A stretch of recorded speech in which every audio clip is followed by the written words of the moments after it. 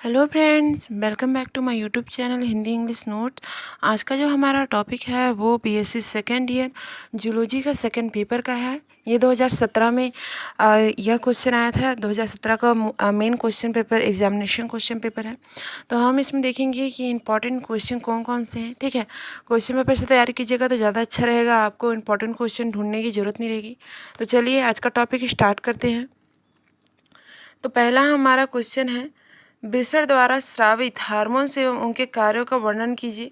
यानी कि जो वृषण होता है, ठीक है, जो वृषण में जो हार्मोन से स्रावित होता है उसके कार्य का वर्णन करना है।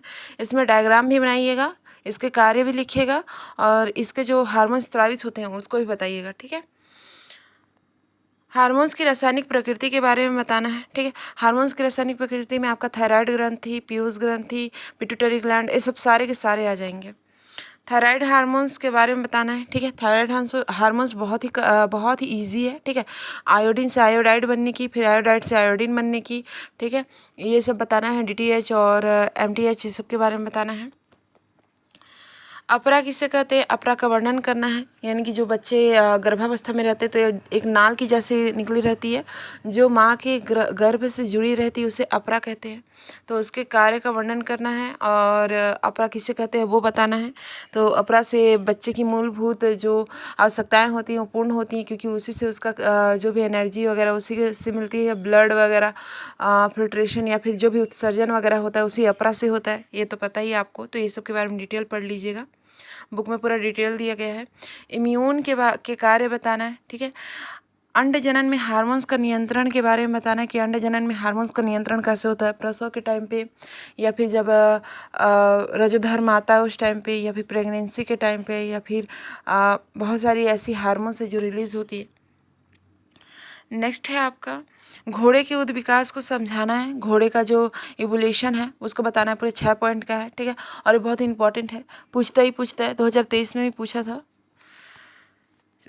और ये पूरे के पूरे 10 नंबर का ही आता है। ठीक है, समृद्धि अंग और समजात अंग। समृद्धि वो जो जिनके कार्य तो अलग होते हैं, लेकिन नहीं सॉरी, जिनके कार्य तो सेम होते हैं पर उनका बनावट अलग रहता है। और समजात अंग जिसकी बनावट तो सेम होती है पर कार्य अलग होते हैं। तो ये जो हड्डियों का और जो ढांचे का अलग अलग प्रकार है उस चीज़ के बारे में देख लीजिएगा। और फ्रेंड बीएससी के जितने भी क्वेश्चन पेपर हैं सेकेंड ईयर, थर्ड ईयर और फर्स्ट ईयर मेरे चैनल में डेली अपलोड होती हैं, तो आप प्लीज़ मेरे चैनल को सब्सक्राइब कर लीजिएगा। और जो क्वेश्चन पेपर वाला प्ले लिस्ट है उसमें जा करके ज़रूर चेक कर लीजिएगा। ठीक है, आपको सारे क्वेश्चन पेपर मिल जाएंगे।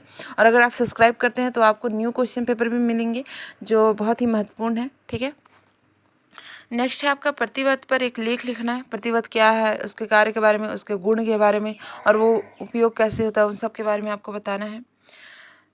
फिर अथवा में है नर्सिंग व्यवहार किसे कहते हैं। ठीक है, नर्सिंग व्यवहार के बारे में आपको समझाना है। अधिगम के बारे में, नर्सिंग व्यवहार तो आपको पता ही होगा, जूलॉजी के लास्ट चैप्टर में नर्सिंग व्यवहार और अधिगम के बारे में है। नेक्स्ट है आपका रेशम उद्योग पर निबंध लिखिए। मछली पालन पर भी आता है, रेशम पालन पर भी आता है। 2023 में मछली पालन पर आया था। तो रेशम के उद्योग के बारे में बताना है आपको।